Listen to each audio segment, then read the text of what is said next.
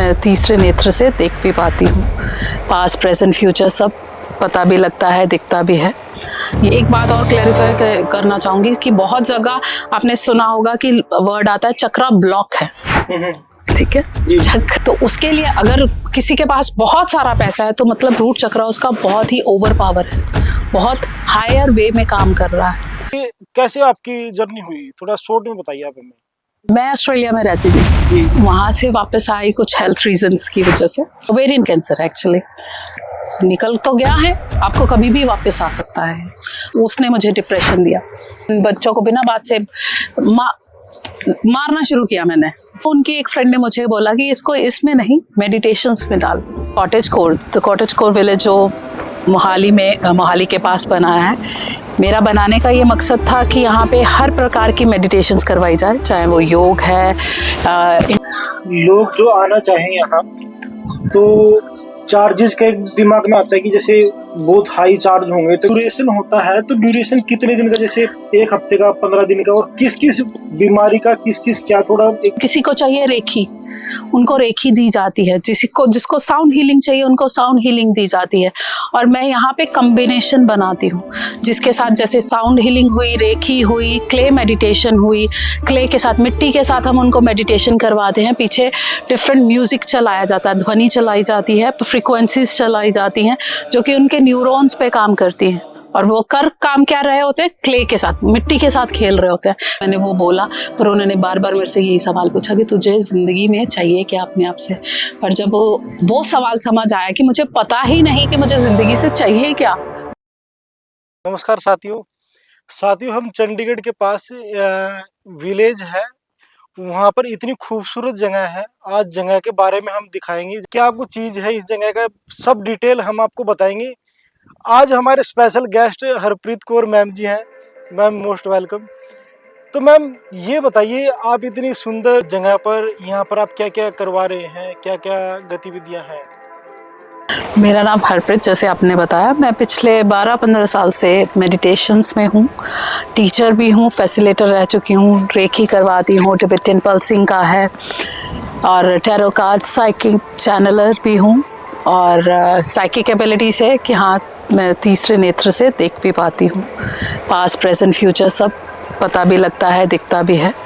यहाँ पे ये मैंने कॉटेज कोर विलेज जो मोहाली के पास बना है, मेरा बनाने का ये मकसद था कि यहाँ पे हर प्रकार की मेडिटेशंस करवाई जाए, चाहे वो योग है। इंडिया के डिफरेंट प्रकार की काफ़ी अपने टेक्निक्स हैं जो कि लोगों ने सबने आपस में बांटी हुई हैं। और मेरा मकसद है कि उनमें से जो सबसे खूबसूरत चीज़ें हैं सबके पास पहुँचे, ना कि बट के पहुँचे। क्योंकि आजकल सबको बहुत ज़्यादा ज़रूरत है, जैसे कि बच्चे डिप्रेशन में जा रहे हैं, एंग्जाइटी में है, उनको यही समझ नहीं आता कि उनको चाहिए क्या ज़िंदगी में। तो उसके लिए या तो वो फिर नशे या किसी इन चीज़ों में जाते हैं जो कि उनकी ज़िंदगी ख़राब करते हैं। तो हमारे पास योग है, क्रियास हैं, काफ़ी ऐसी चीज़ें हैं कि जो उनको हेल्प कर सकती हैं, पर उनके अकॉर्डिंग वो सब चीज़ें ओल्ड स्कूल हैं, बड़ों एक एज लिमिट के बाद करनी चाहिए, उनके लिए नहीं बनी है। तो वो ये मेरा बनाने का मकसद ये था कि उन बच्चों को ये बताया जाए कि मेडिटेशन एक ऐसी सीरियस चीज़ नहीं है, वो चीज़ है जिससे आप अपनी ज़िंदगी में एक ठहराव तो ला ही सकते हो और फन भी ला सकते हो। डिप्रेशन और स्ट्रेस भरी ज़िंदगी से दूर हटके आप अपनी लाइफ को स्टेबल कैसे कर सकते हो। सो यहाँ पे हम डिफरेंट चीज़ें करवाते हैं। भजन कीर्तन भी होता है, पर भजन कीर्तन जैसे गिटार के साथ जो बच्चे आजकल जैसे करते हैं, फन वे में करते हैं। सूफ़ी सॉन्ग्स भी गाते हैं, बट वो अगर भक्ति करनी है तो वैसी जैसी वो आजकल ज़ेन ज़ी जो बोलते हैं उनके अकॉर्डिंग, ताकि वो भगवान को जाने, करीब से जाने, बट अपने टर्म्स पे। उनको ये ना लगे कि उनको एक पुराने तरीके में हम बांधने की कोशिश कर रहे हैं, रोकने की कोशिश कर रहे हैं, आगे बढ़ने नहीं देते। एआई का ज़माना है, एआई के ज़माने के साथ मेडिटेशन भी कर सकते हैं, योग क्रिया भी कर सकते हैं, और अपने आप को बैलेंस भी रख सकते हैं। तो साथियों, जैसे मैम ने बताया कि यहाँ पर बहुत सारी एक्टिविटीज सब करवाते हैं, और जैसे मैंने दिखाई दिया कि कितना सुंदर यहाँ पे प्लेस है, और यहाँ पर इनके पास पूरे देश विदेश से क्लाइंट्स हैं, और वो काफी अच्छा एक्सपीरियंस लेकर गए हैं। बेसिकली जो वर्क हो रहा है स्ट्रेस, एंजाइटी, डिप्रेशन पर, जो भी जैसे मैम ने बताया कि लोग इन चीजों को गलत धारणा में लेते हैं कि किसी आश्रम में चले गए ये सब, लेकिन ये आश्रम कम, यहाँ पर बहुत एक अच्छा सुंदर माहौल आपको मिलेगा। हर चीजें यहाँ पर सुंदरता के साथ साथ आपको पहाड़ियों की वादियों जैसा अनुभव आप ले सकते हो। ऐसा अनुभव आप फील करोगे यहाँ पर, जैसे मैंने आपको दिखाया है। मैं दोबारा फिर से कहता हूँ, तो मैं ये जानना चाहता हूँ कि जैसे आप अलग अलग प्रकार की मेडिटेशन यहाँ पर करवाते हैं, सबसे मेन अहम जो इम्पोर्टेंट मेडिटेशन है वो कौन सा करवाते हैं यहाँ पर? एक अहम नहीं है। सबसे पहले हर किसी की जरूरत के हिसाब से हर मेडिटेशन उसको वैसे ही करवाई जाती है। अब किसी को अगर गाइडेड मेडिटेशन नहीं समझ आती, क्रिया समझ नहीं आती, तो उनको हम साउंड मेडिटेशन करवाते हैं। अगर किसी को साउंड की मेडिटेशन नहीं करनी है, वो उनको समझ नहीं आ रही है, तो हम उनको रेखी, तिब्बतियन पल्सिंग, क्रिस्टल हीलिंग होती है, चक्रा, मंत्रा साउंड्स के साथ भी आप हीलिंग कर सकते हो, क्योंकि हमारे मंत्रास में एक वाइब्रेशन होती है, एक पर्टिकुलर ध्वनि होती है जो आपके नर्वस सिस्टम पे काम करती है। तो हम वो मंत्रा चैंटिंग भी करवाते हैं। हर किसी के प्रकार, हर किसी की ज़रूरत के हिसाब से मेडिटेशन होती है। सबसे इम्पॉर्टेंट कुछ भी नहीं होता। जैसे किसी को मंत्रा समझ आएंगे, मंत्रास की चैंटिंग से उनको वो वाइब्रेशन से उनको वो चीज़ें मिलेंगी जो चाहिए। रेखी, किसी को चाहिए रेखी, उनको रेखी दी जाती है। जिसको साउंड हीलिंग चाहिए उनको साउंड हीलिंग दी जाती है। और मैं यहाँ पे कम्बिनेशन बनाती हूँ, जिसके साथ जैसे साउंड हीलिंग हुई, रेखी हुई, क्ले मेडिटेशन हुई, क्ले के साथ, मिट्टी के साथ हम उनको मेडिटेशन करवाते हैं। पीछे डिफरेंट म्यूजिक चलाया जाता है, ध्वनि चलाई जाती है, फ्रीक्वेंसीज चलाई जाती हैं जो कि उनके न्यूरॉन्स पे काम करती हैं। और वो काम क्या रहे होते हैं, क्ले के साथ, मिट्टी के साथ खेल रहे होते हैं, मिट्टी के साथ कुछ बना रहे होते हैं। आर्ट थेरेपी, हम आंखें बंद करके उनको आर्ट करवाते हैं कि उनको अपने अंतर मन में जाके, साथ में साउंड हीलिंग हो गई, टिबेटियन पल्स, प्राणास, जो एसेंस के ऊपर, स्मेल के ऊपर जो ऑयल्स आजकल आपने देखा होगा, एसेंस बहुत चल रहे हैं, उन एसेंस को बर्न करके डिफ्यूज़र में ब्रेथ वर्क करवाया जाता है, सांसों पे ध्यान दिया जाता है।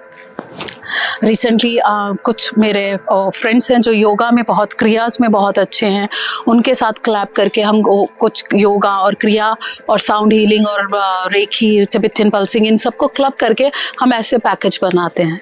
और वैसे डिफरेंट मेडिटेशन करवाई जाती हैं ताकि उनको ये ना लगे ये बोरियत है, 8 घंटे आँख बंद करके बैठना पड़ेगा, क्योंकि आपका माइंड इतनी देर चुप नहीं रह सकता। उसी अकॉर्डिंग जो भी, जिसको भी जैसी भी चीज जरूरत है, उसी हिसाब से वो मेडिटेशन हम करवाते हैं। जैसे आपने देखा काफी तरीके के मेडिटेशन है, काफी तरीके के योग ध्यान प्रकार के, यहाँ पर अलग अलग तरीके से डिफरेंट काइंड ऑफ एक्टिविटीज यहाँ पर मैम करवाती हैं। और लेकिन मैम सबसे इम्पोर्टेंट मैं यही जानना चाहूंगा कि जो सबसे इम्पोर्टेंट क्लाइंट्स आपके पास आते हैं वो किस क्षेत्र से, किस मतलब वहां से आते हैं आपके पास, कि क्या बीमारी लेके? सबसे पहले तो हमें सबसे पहले ये वहम है कि हमें किसी प्रकार की बीमारी है। हमें बीमारी नहीं है, हमें सोचने और अपने विचारों को किसी के आगे रखने की कमी है, जिसकी वजह से हमें स्ट्रेस होती है, डिप्रेशन होती है। हम बहुत ज्यादा अंदर ही अंदर अपने आप में बातें करते हैं। हमें यही नहीं समझ आती कि हमें किसी से बात करनी कैसे है, अपने विचारों को दूसरों के आगे रखना कैसे है। बीमारी कुछ भी नहीं है, डिप्रेशन बीमारी नहीं है। डिप्रेशन वो कमी है, वो सोच है कि हाय अगर मैं ऐसा नहीं करूंगा तो मेरे फ्रेंड्स नहीं बनेंगे, मैं ये ग्रुप सर्कल में फिट इन नहीं हो पाऊंगा, मैं ये सोसाइटी के इस लेवल पे नहीं हो पाऊंगा। ये प्रॉब्लम है। ये जो सोच विचार है, जो आजकल हमारी भाग दौड़ की, इंस्टाग्राम लगा लीजिए, फेसबुक लगा लीजिए, अगर आप टीनेजर बच्चों को लगा लीजिए, वो बोलते हैं स्ट्रीक चलनी चाहिए, स्नैपचैट पे स्ट्रीक चलनी चाहिए। अगर मेरे दोस्त ने 10 स्ट्रीक डाल दिए तो मेरी 10 स्ट्रीक डलनी चाहिए, नहीं तो मैं उस ग्रुप में फिट इन नहीं करता हूँ।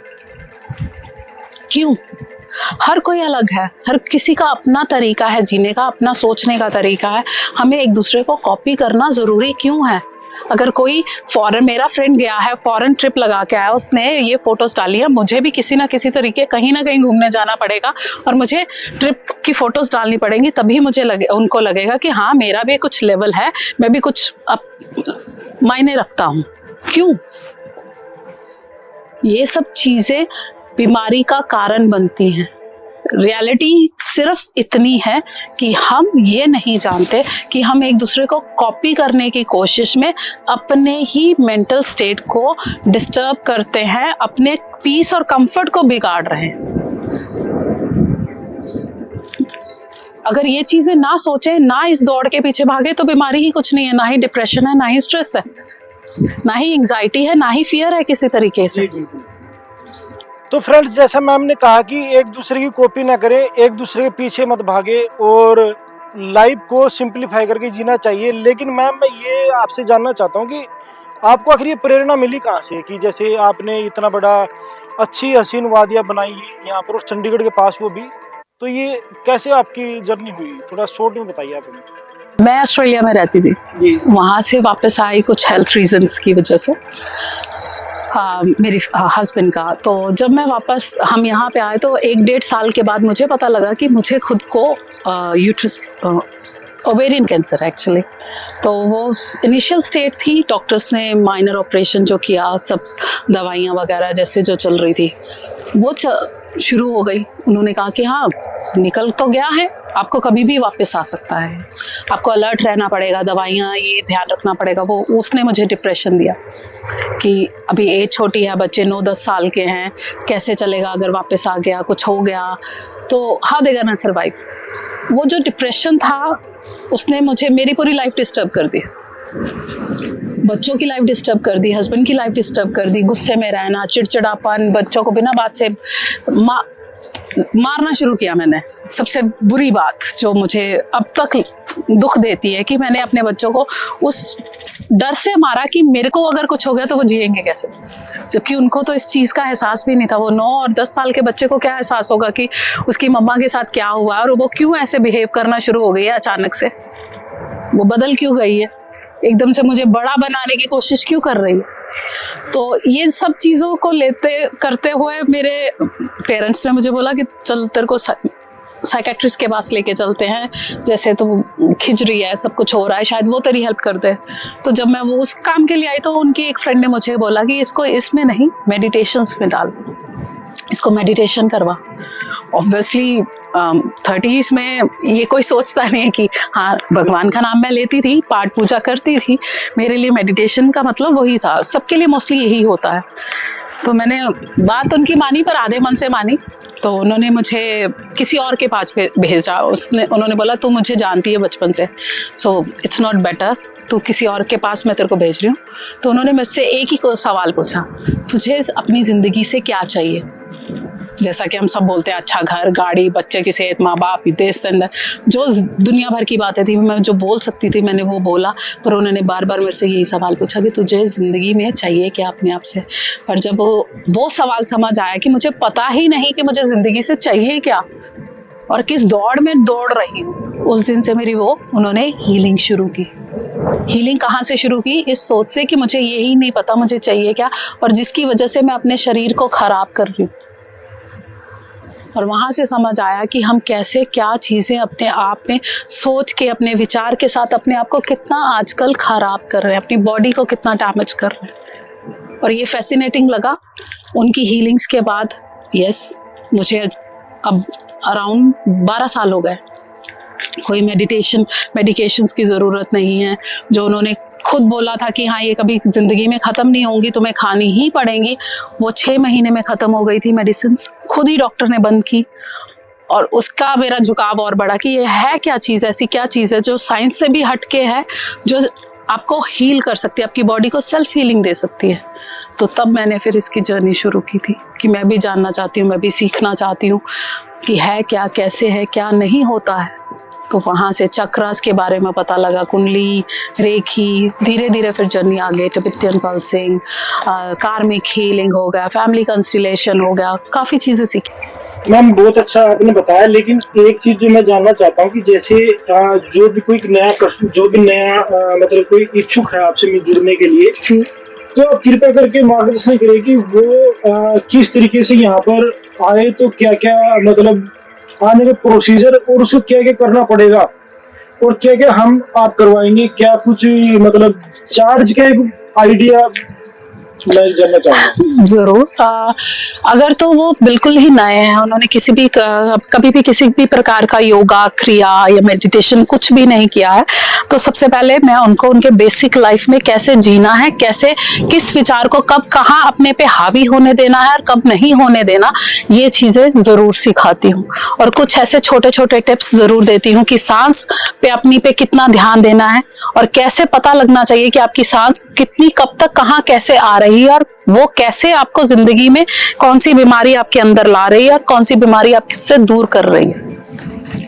ये चीजें एक बेसिक सिखाई जाती हैं। उसके बाद हम उनको चक्रास, जो कि 7 चक्रा हमारे 7 बेसिक एस्पेक्ट ऑफ लाइफ के साथ रिलेट करते हैं, रोजमर्रा की जिंदगी के साथ। रूट चक्रा फाइनेंस के साथ, पैसे के साथ। सेकंड जो हमारा चक्रा है रिलेशनशिप, हमारे जितना भी हमारा कोई भी रिलेशनशिप है किसी भी तरीके का, उसके बारे में। थर्ड हमारा कॉन्फिडेंस होता है। फोर्थ हमारा इमोशंस होता है। फिफ्थ हमारा बोलने की शक्ति।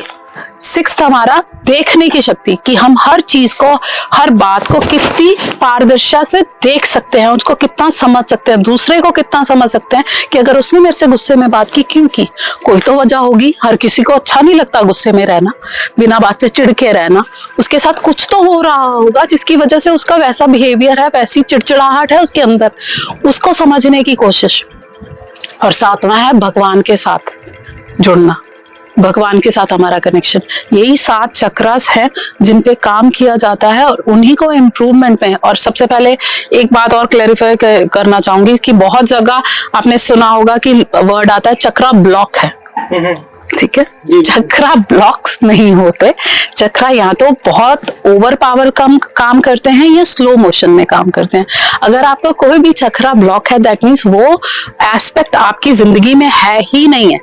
अगर तो रूट चक्रा अगर आपको बोलता है कोई कि आपका रूट चक्रा ब्लॉक है, दैट मीन्स आपके पास पैसा तो 1 रुपया भी नहीं होना चाहिए। अगर ब्लॉक है तो कुछ ना कुछ तो है ना। तो वो या तो बहुत कम काम करता है, उसमें एनर्जी का लेवल या उसकी ऊर्जा उतने स्तर पे काम नहीं कर रही जितने स्तर पे आपको वो बैलेंस दे सके फाइनेंस में, पैसे में। तो उसके लिए अगर किसी के पास बहुत सारा पैसा है तो मतलब रूट चक्रा उसका बहुत ही ओवर पावर है, बहुत हायर वे में काम कर रहा है, बहुत मेजर रोल प्ले करता है। तो बैलेंस हर चीज का बहुत जरूरी है, चाहे वो पैसा है, रिलेशनशिप है, आपका कॉन्फिडेंस है, क्रिएटिविटी है जो कि 3rd चक्रा है, आपके इमोशंस हैं, आपके बोलने की शक्ति, आपको बात रखने की शक्ति आपकी जो है, आपको दूसरों को समझने और देखने की जो शक्ति है, और भगवान के साथ जुड़ने की जो आपकी चाह है। फियर ऑफ गॉड नहीं, फियर ऑफ लव, गॉड के साथ नहीं, ओनली लव, संपूर्ण विश्वास और उन पे सरेंडर। हम भगवान से कुछ भी मांगने जाते हैं या कुछ करते हैं तो डर लगता है कि हाय बुरा, हम अगर ऐसा करेंगे तो हमें पनिशमेंट मिलेगी। एक छोटे से बच्चे को माँ भी यही सिखाती है कि हाँ बेटा ऐसा करोगे भगवान पनिशमेंट देंगे। उनको ये मत सिखाओ कि भगवान पनिशमेंट देंगे, अगर वो ये बोलो कि हाँ अगर आप ऐसा करोगे तो आप किसी का दिल दुखा रहे हो, किसी को हर्ट कर रहे हो, वो हर्ट उनका जो होगा वो आपको किसी ना किसी तरह कार्मिक रूप में सामने आएगा। भगवान कुछ ऐसा पनिशमेंट देने के लिए फ्री नहीं बैठे होते। हाँ बिल्कुल, ठीक है ना। तो भगवान से तो सिर्फ उनको प्यार ही करवाओ, संपूर्ण उन पे सरेंडर करवाओ भगवान से कि हाँ अगर आप भगवान पे विश्वास करते हो तो वो हमेशा आपकी मदद ही करते हैं। बट हाँ अगर आप कुछ ऐसा करते हो जो कि दूसरे इंसान का दिल दुखाए, हर्ट करे या उनकी जिंदगी में कोई प्रॉब्लम क्रिएट करे, तो वो कर्मा बन के आपके पास आता है, ना कि भगवान आपको किसी तरीके की पनिशमेंट देता है। वो अपने ही कर्म है, अपने ही विचार हैं, अपनी ही सोच है, जो दूसरों पे हम जो भी रिफ्लेक्ट करेंगे हमारे पास वापस आता ही आता है। कहावत सुनी होगी, जो बोओगे वही काटोगे। सो वो है। तो मैम जैसे मैं जानना चाहूंगा कि आपका जो ये आपका जो एम्परर है तो यहाँ पर ये बाकी संस्थाओं से, जैसे बहुत सारी जानी मानी संस्थाएं, नाम तो एग्जैक्टली लेंगे नहीं, उनसे किस तरीके से डिफरेंट है, और लोगों का ये डाउट न रह जाए कि यहाँ पर कोई कन्वर्जन चल रहा है, जैसे कोई परिवर्तन चल रहा है ब्रेन के साथ, इस तरीके धर्म से को कर देंगे। तो ये भी थोड़ा डिटेल में आप बताओ कि इस तरीके का कुछ है तो नहीं है यहाँ पर? नहीं, ऐसा कुछ नहीं है। मैंने जैसे पहले बताया, मैं सबकी रिस्पेक्ट करती हूँ और सब में कुछ ना कुछ अच्छा है। तभी तो वो कहीं ना कहीं किसी ना किसी को कोई ना कोई हेल्थ वाइज, चाहे वो मेंटल हेल्थ है, फिजिकल हेल्थ है, इमोशनल हेल्थ है, विचारों की हेल्थ है, कहीं ना कहीं तो उनको वो बेनिफिट मिल रहा है। तो मैं यहाँ पे सबके लिए सब चीज़ें ओपन रखती हूँ। मैं ये नहीं कहती है कि मैं सिर्फ इसी संस्था से जुड़ी हुई हूँ या इसी संस्था से, मुझे सब संस्था के साथ अच्छा उनको विश्वास है कि हाँ वो जो काम कर रहे हैं बहुत अच्छा कर रहे हैं, और मैं चाहती हूँ कि वो करें, दुनिया को देते रहें वो। बट वो अपनी एक वो जो ऑर्थोडॉक्स सोच होती है ना कि हमारा यही वे है, हमारी यही क्रिया है, हम दूसरी किसी और नई चीज़ को घुसने नहीं देंगे, मैं उसके सिर्फ खिलाफ हूँ। हाँ, हमारे पास हैं चीज़ें जो मुझे पता है अच्छी हैं, अगर किसी और के पास कोई और अच्छी चीज़ है तो वो भी यहाँ आके वो चीज़ करवा सकता है। मुझे दुनिया की भलाई के लिए सोचना है, मुझे अपना एक कट्टरपंथी चीज़ नहीं बनानी है, एक कम्युनिटी नहीं बनानी है, कोई किसी रिलीजन से हटके कोई चीज़ नहीं करनी है।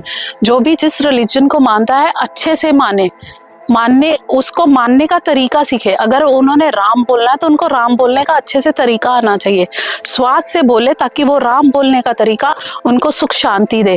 वो अगर अल्लाह बोल रहा है तो अल्लाह बोलने का उनको तरीका आना चाहिए, वो उनको सुख शांति दे। वाहिगुरु बोल रहा है तो वाहिगुरु बोलने का उनको तरीका आना चाहिए कि वो उसको वाकई में वो सुख शांति मिले, जिसके लिए वो वर्ड्स बने हैं, जिसके लिए वो चीज़ें हमारी जिंदगी में हैं।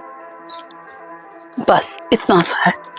तो मैम एक सवाल मैं जानना चाहूँगा कि जैसे लोग जो आना चाहें यहाँ, तो चार्जेस का एक दिमाग में आता है कि जैसे बहुत हाई चार्ज होंगे, तो एक बार चार्ज का एक ऐसे आइडिया दे सकते हो कि जैसे किस लेवल तक के चार्ज होते हैं यहाँ पर?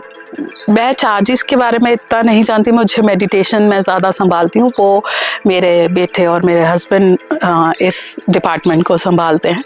जहाँ तक मुझे पता है कि एक बेसिक यहाँ पे विद फूड इंक्लूडिंग 3 मील्स और 2 मेडिटेशंस और रहने का जो खर्चा एक इंसान का 2500 रुपये पर दिन का कॉस्ट करता है, जिसमें उनको मेडिटेशंस भी करवाई जाती हैं, तीनों मील्स भी मिलती हैं और रूम रहने के लिए भी मिलता है। मैम कोई क्लाइंट का एक्सपीरियंस शेयर करना चाहोगे आपकी, जैसे कोई आए हों, उनकी पहली कंडीशन क्या थी, उसके बाद में क्या हुआ आपके कोर्स करने से?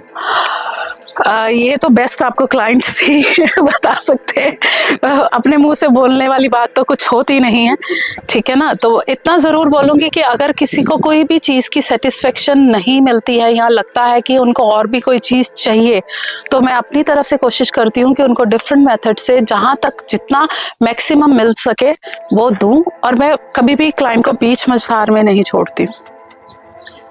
मैम जैसे यहाँ पर मतलब कोर्स का जो ड्यूरेशन होता है, तो ड्यूरेशन कितने दिन का, जैसे 1 हफ्ते का, 15 दिन का, और किस किस बीमारी का किस क्या, थोड़ा एक देना चाहेंगे आप?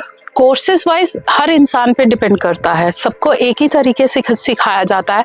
वो जितना अपने आप पे काम करेंगे उतनी जल्दी उस चीज़ को सीख पाएंगे, उसको महसूस कर पाएंगे, क्योंकि मेडिटेशन में आप चीज़ों को महसूस करते हैं। आपको अगर मैं बोलूँ कि मुझे भगवान ऐसा दिखता है, तो मैं ये नहीं बोलती, इन चीज़ों पे फोकस नहीं करती।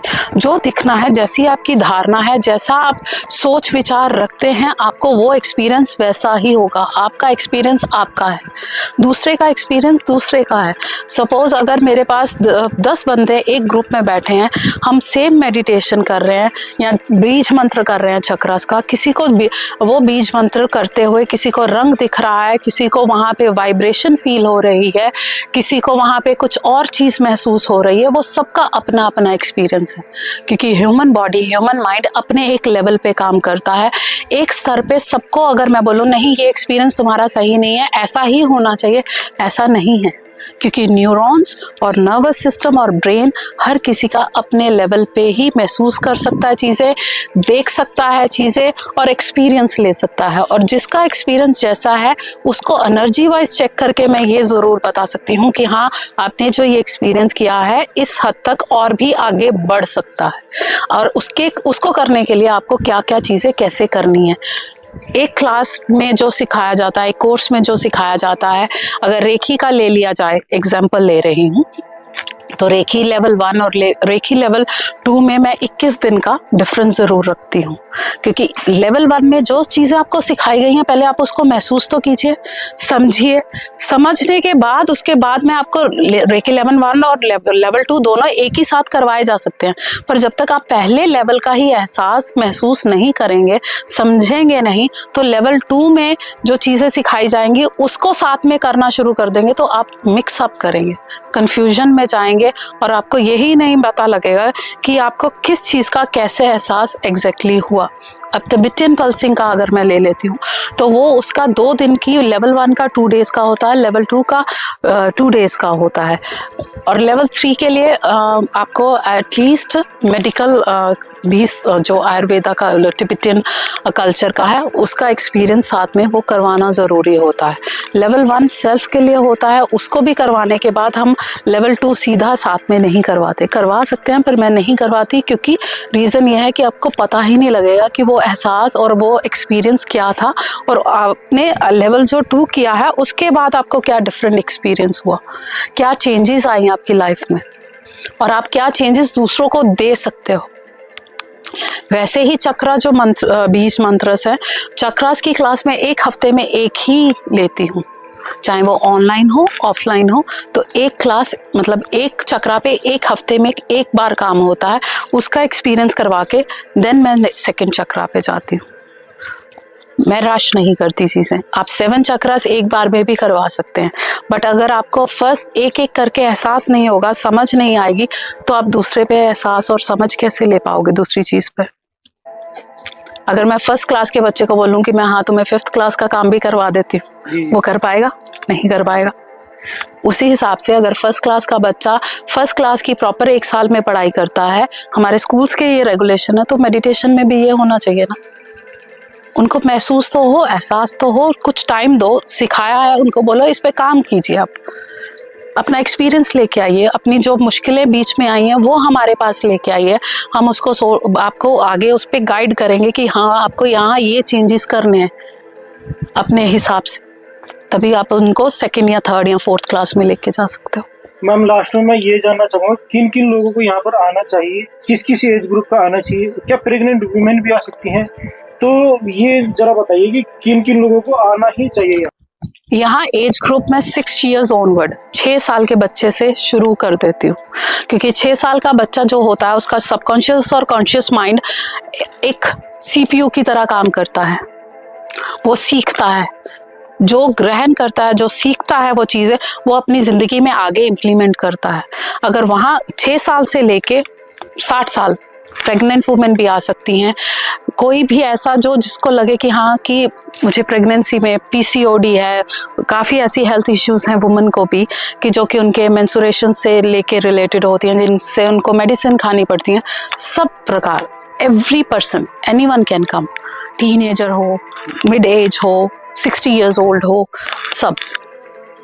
मैम मेरे कहने का मतलब जैसे कोई वैकेशन पर्पज से भी आना चाहिए, जैसे हाँ, फैमिली आती हैं, जब फैमिलीज आती हैं तो हम उनको फैमिली ग्रुप की तरह, जो उनके फैमिली को अच्छा लगता है, बच्चों को क्या अच्छा लगता है उनके साथ, अगर उनके पेरेंट्स आए हैं उनको क्या अच्छा लगता है, उनको खुद को क्या अच्छा लगता है, तो ग्रुप में उनको कंबाइन करके वैसी मेडिटेशन हम करवाते हैं या ऑफर करते हैं। बाकी उनको जो जो पसंद आता है वो उसमें चूज कर सकते हैं और वो कर सकते हैं। तो फ्रेंड्स जैसा आपने देखा हरप्रीत मैम ने जो जानकारी दी है हमें, तो लाइफ में आपकी कोई स्ट्रेस है, कोई डिप्रेशन, एंजाइटी किसी भी तरीके का या कुछ नहीं भी है, वैकेशन पे आप बाहर जाते हो, हजारों रुपए खर्च कर देते हो, मिलता क्या है, आप इस ऐसी जगह पर आओ, और स्पेशली चंडीगढ़ वालों के लिए तो ये बहुत ही अच्छी सौगात है। इस तरीके की किसी वादियों से कम नहीं है, यहाँ पर हमने खुद विजिट किया है। आप आओ और यहाँ पर हर तरीके की जो भी आपकी समस्या है लाइफ में जुड़ी हुई किसी भी तरीके की,